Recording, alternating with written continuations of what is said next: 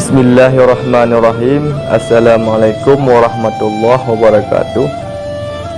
Kali ini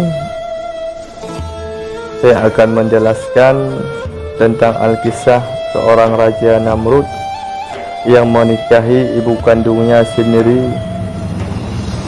Dia merupakan penguasa Babilonia, salah satu kota di kota Irak. Raja Namrud memiliki ibu bernama Semiramis. Sang ibu memiliki wajah yang sangat cantik dan awet muda. Dikisahkan pada usia remaja, ibunya Semiramis telah menikah dengan Kan'an.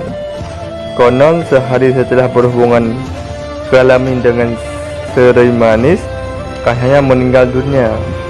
Ibunya yang cantik dan bijaksana mengaku tidak pernah disentuh oleh manusia. Kisah Namrud yang menikahi ibu kandungnya sendiri dianggap anak yang suci. Ini telah menambahkan keyakinan Namrud bahwa ia adalah anak Tuhan yang lahir dari seorang perawan.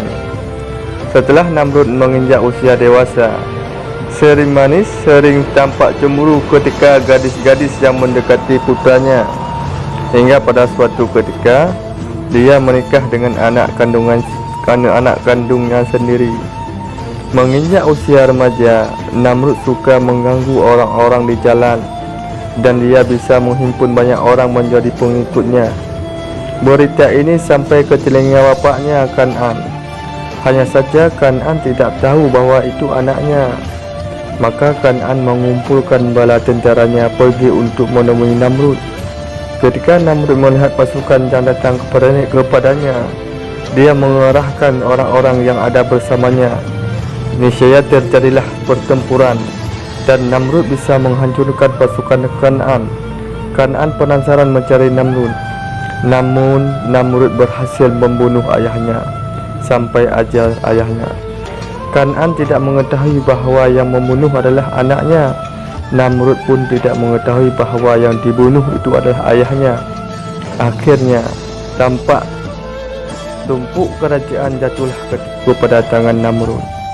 Setelah Namrud menginjak usia dewasa, Semiramis sering tampak cemburu ketika gadis-gadis yang mendekati putranya, hingga pada suatu ketika dia menikah dengan anak kandungnya sendiri.